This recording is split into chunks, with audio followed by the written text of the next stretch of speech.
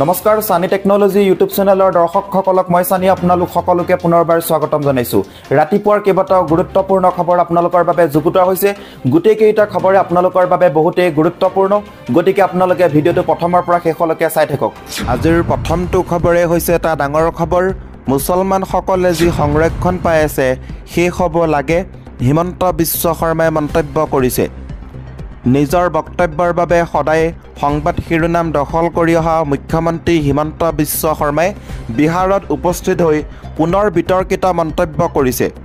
পুনৰ এবাৰ সংৰক্ষণ সন্দৰ্ভত তেওঁ কৰা বক্তব্যক লৈ এতিয়া ৰাজনীতি হোৱাটো নিশ্চিত। শনিবাৰে বিহাৰৰ বেগুচৰাইত এখন নিৰ্বাচনী সভাত ভাষণ দি পাটনালৈ উভতি আহে হিমন্ত বিশ্ব শৰ্মা। এই সময়ছোৱাত তেওঁ মিত্ৰতাক লক্ষ্য কৰি তীব্ৰ আক্ৰমণ কৰা পৰিলক্ষিত হয়। মুছলমানৰ বাবে সংৰক্ষণৰ অন্ত পৰিব লাগে। আচলতে কিছুদিন পূৰ্বে RJD মুৰব্বী লালু প্ৰসাদ যাদৱে মুছলমানৰ বাবে সংৰক্ষণৰ পৰিসৰ বৃদ্ধি কৰাৰ পোষকতা কৰিছিল। যদিও তেওঁ নিজৰ বক্তব্যৰ পৰা ইউ-টাৰ্ণ লৈছিল, তথাপিও লালু প্ৰসাদৰ এই বক্তব্যক বিজেপি নেতাসকলে তীব্ৰ সমালোচনা কৰিছে। এই প্ৰসংগত অসমৰ মুখ্যমন্ত্ৰী ডক্টৰ হিমন্ত বিশ্ব শৰ্মাই কয়, মুছলমানে যি সংৰক্ষণ পাই আছে সেয়া শেষ হ'ব লাগে বুলি আমি বিশ্বাস কৰোঁ। ধৰ্মৰ ভিত্তিত সংৰক্ষণ কৰিব নোৱাৰি। অসমৰ মুখ্যমন্ত্ৰীয়ে কয় যে কৰ্ণাটক, বেংগালুৰু আৰু অন্ধ্ৰপ্ৰদেশতো মুছলমানে যি সংৰক্ষণ পাই আছে সেই সংৰক্ষণৰ অন্ত পেলাব লাগে। লালু প্ৰসাদ যাদৱৰ বক্তব্যৰ উদ্ধৃতি দি হিমন্ত বিশ্ব শৰ্মাই কয় যে ভাৰতত ধৰ্মৰ ভিত্তিত সংৰক্ষণ থাকিব নোৱাৰে। যিয়ে বাবা চাহেবৰ বিৰুদ্ধে যাব, আমি তেওঁলোকৰ সৈতে যুঁজিম। লগতে মুখ্যমন্ত্ৰী হিমন্ত বিশ্ব শৰ্মাই কয়, যদি NDA চৰকাৰ গঠন হয়, ভাৰতত অধিকৃত কাশ্মীৰ POK অন্তৰ্ভুক্ত কৰা হ'ব। কৃষ্ণৰ জন্মস্থানো মুক্ত কৰিব লাগিব। জ্ঞানবাপী মছজিদ শেষ হ'ব আৰু কাশী বিশ্বনাথৰ দৰে এটা বিশাল মন্দিৰ হৈ পৰিব। ইউনিফৰ্ম চিভিল কোড থাকিব। সকলো আইন আনিম বুলি হিমন্ত বিশ্ব শৰ্মাই কৈছে। লগতে জ্ঞানবাপী মছজিদো শেষ কৰিব, অৰ্থাৎ ভাঙি চুৰমাৰ কৰিম বুলি কৈছে। লালু তেজস্বীয়ে লোকসভাৰ বাবে আন এখন দেশলৈ যাব লাগিব। এই সময়ছোৱাত হিমন্ত বিশ্ব শৰ্মাই লালু প্ৰসাদ যাদৱ আৰু তেজস্বী যাদৱকো সমালোচনা কৰে। তেওঁ কয় যে বিজেপিয়ে সদায় বিহাৰত আসন লাভ কৰে। এইবাৰো আমি আৰু মোদীজীয়ে জনসাধাৰণৰ আশীৰ্বাদ লাভ কৰিম।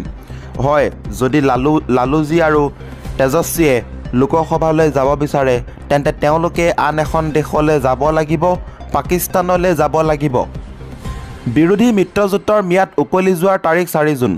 মল্লিকাৰ্জুন খাৰ্গেৰ বিহাৰ ভ্ৰমণ সন্দৰ্ভত হিমন্ত বিশ্ব শৰ্মাই কয় যে ইণ্ডি মিত্ৰজোঁটৰ ম্যাদ উকলি যোৱাৰ তাৰিখ 4 জুন।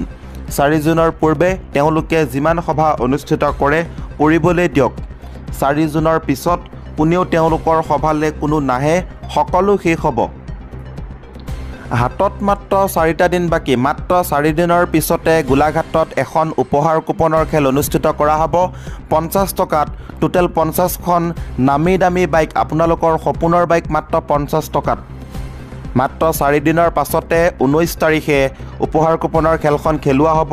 যদি আপোনালোকে এতিয়ালৈকে টিকট সংগ্ৰহ কৰা নাই, তেনেহ'লে স্ক্ৰীণত দিয়া ফোন নম্বৰটোত কণ্টেক্ট কৰি এতিয়াই সংগ্ৰহ কৰিবলৈ পাৰিব।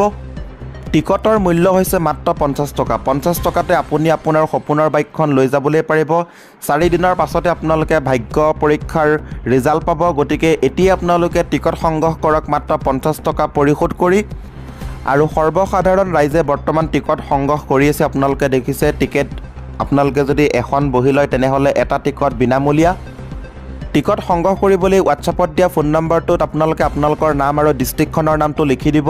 হোৱাটছআপৰ প্ৰফাইল পিকচাৰত থকা স্কেনাৰত আপোনালোকে গুগল পে' বা ফোনপে' দি পে'মেণ্ট কৰিব লাগিব। পে'মেণ্ট কৰাৰ পাছতে আপোনালোকে এটা স্ক্ৰীণশ্বট মাৰি হোৱাটছআপত দিব লাগিব। তাৰ পাছতে আমি আপোনালোকক টিকটটো লিখি হোৱাটছআপতে পঠাই দিম। গতিকে অতি সোনকালে আপোনালোকে টিকট কাটক। হাতত মাত্ৰ 4টা দিন বাকী।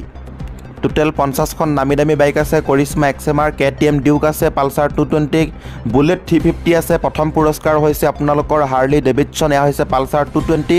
50 টকাত নামী দামী বাইক। বহুতে টকা পইচাৰ অভাৱত এখন সপোনৰ বাইক ল'ব নোৱাৰে। আপোনালোকে কি জানি 50 টকাতে বাইক লাভ কৰিব পাৰে। গতিকে স্ক্ৰীণত দিয়া ফোন নম্বৰটোত এতিয়া আপোনালোকে মেছেজ কৰি টিকট সংগ্ৰহ কৰক।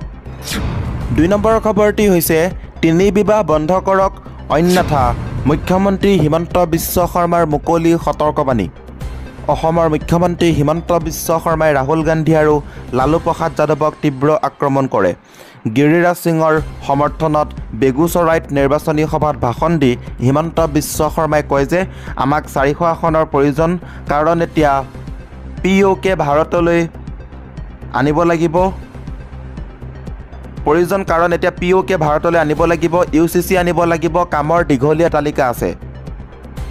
বিজেপি প্ৰাৰ্থী গিৰিৰাজ সিঙৰ প্ৰচাৰৰ বাবে বেগুচৰাইত উপস্থিত হোৱা অসমৰ মুখ্যমন্ত্ৰী হিমন্ত বিশ্ব শৰ্মাই প্ৰাৰ্থীগৰাকীক প্ৰচুৰ প্ৰশংসা কৰি ৰাহুল গান্ধী আৰু লালু প্ৰসাদ যাদৱক আক্ৰমণৰ লক্ষ্য কৰি লয়।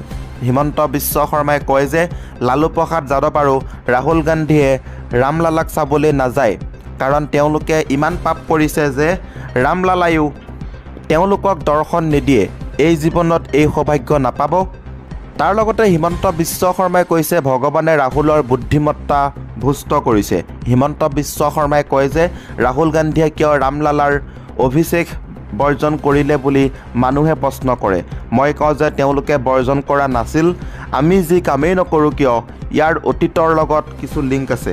ভগৱানে তেওঁৰ বুদ্ধি ভুষ্ট কৰি পেলালে, সেয়েহে ঈশ্বৰে তেওঁক দৰ্শন দিবলৈ সাজু নহয়। মই নিশ্চয়তা দিছোঁ যে লালু যাদৱ আৰু ৰাহুল গান্ধীয়ে এই জীৱনত ৰামলালাক দেখাৰ সুযোগ নাপাব, এয়া হিমন্ত বিশ্ব শৰ্মাই কৈছে। 3 নম্বৰৰ খবৰটি হৈছে প্ৰধানমন্ত্ৰী নৰেন্দ্ৰ মোদীক মুখামুখি বিতৰ্কলৈ নিমন্ত্ৰণ জনাই ৰাহুল গান্ধীয়ে ক'লে মই সাজু, মোদীজী মান্তি নহ'ব। কাজিয়া কৰাৰ পৰিৱৰ্তে নৰেন্দ্ৰ মোদী আৰু ৰাহুল গান্ধীয়ে মুখামুখিকৈ বহি দেশৰ জ্বলন্ত সমস্যাক লৈ কথা ক'ব লাগে। সমাধানৰ বাবে কোনে কি কৰিব বিচাৰে দেশবাসীক কওক। মদন লোকুৰ SM শ্বাহৰ দৰে উচ্চতম ন্যায়ালয়ৰ অৱসৰপ্ৰাপ্ত ন্যায়াধীশৰ এটা দলে দিয়া এই প্ৰস্তাৱ ৰাহুল গান্ধীয়ে গ্ৰহণ কৰিছে। প্ৰধানমন্ত্ৰী নৰেন্দ্ৰ মোদীক উদ্দেশ্যি কংগ্ৰেছৰ প্ৰাক্তন সভাপতিগৰাকীয়ে কয় যে যদি আপুনি কোনো কাৰণত মোৰ লগত বহিব নিবিচাৰে তেন্তে কংগ্ৰেছৰ সভাপতি মল্লিকাৰ্জুন খাৰ্গেৰ সৈতে বহিব পাৰে। এইখিনিতে কংগ্ৰেছ নেতাগৰাকীয়ে প্ৰধানমন্ত্ৰীক কটাক্ষ কৰি কয় মই জানো আপুনি মোৰ লগত বিতৰ্ক কৰিবলৈ মান্তি নহ'ব। লক্ষ্ণৌত কংগ্ৰেছৰ অনুষ্ঠানত ৰাহুলে লগতে কয় যে মাননীয় নৰেন্দ্ৰ মোদীজী, যিকোনো বিষয়ত মই আপোনালোকৰ সৈতে 100% বিতৰ্ক কৰিবলৈ সাজু। ভাষণত ৰাহুলে কেইটামান জ্বলন্ত বিষয়ৰ কথা উল্লেখ কৰে। তেওঁ নিবনুৱা সমস্যা, দলিত, জনজাতীয় আৰু সংখ্যালঘুৰ দুৰ্দশাৰ কথা কয়। বহু দেশত নিৰ্বাচনত অংশগ্ৰহণ কৰা দলসমূহৰ আগশাৰীৰ নেতাসকলে মূল বিষয়সমূহৰ ওপৰত বিতৰ্ক কৰি নিজৰ বক্তব্য শুনায়। ভাৰততো একেই ব্যৱস্থা প্ৰৱৰ্তনৰ বাবে বিভিন্ন পক্ষৰ পৰা প্ৰস্তাৱ আহিছে, কিন্তু বেছিভাগ শীৰ্ষ নেতাই এই প্ৰস্তাৱ এৰাই চলিছে। ৰাহুল গান্ধীয়ে অৱশ্যে ইয়াৰ পূৰ্বেও প্ৰধানমন্ত্ৰীক একেই প্ৰস্তাৱ আগবঢ়াইছিল। এইবাৰ তেওঁ অৱসৰপ্ৰাপ্ত ন্যায়াধীশসকলৰ প্ৰস্তাৱত সন্মতি প্ৰকাশ কৰে। ইয়াৰ পূৰ্বে প্ৰধানমন্ত্ৰীগৰাকীয়ে কংগ্ৰেছৰ ইস্তাহাৰক লৈ অভিযোগ কৰিছিল যে যদিহে দলটো ক্ষমতালৈ আহে তেন্তে দেশৰ ধন সম্পত্তি মুছলমানসকলৰ মাজত বিতৰণ কৰা হ'ব। প্ৰধানমন্ত্ৰীৰ বিৰুদ্ধে মিথ্যাচাৰৰ অভিযোগ তুলি কংগ্ৰেছ সভাপতি মল্লিকাৰ্জুন খাৰ্গে পত্ৰ লিখি তেওঁক মুখামুখি আলোচনাত বহাৰ প্ৰস্তাৱ দিছিলে। সেই পত্ৰৰ উত্তৰ নিদিলে প্ৰধানমন্ত্ৰী নৰেন্দ্ৰ মোদীয়ে। আজিৰ এই ভিডিঅ'টোৰ মাধ্যমেৰে আপোনালোকক কেইবাটাও গুৰুত্বপূৰ্ণ খবৰ দিব চেষ্টা কৰিলোঁ।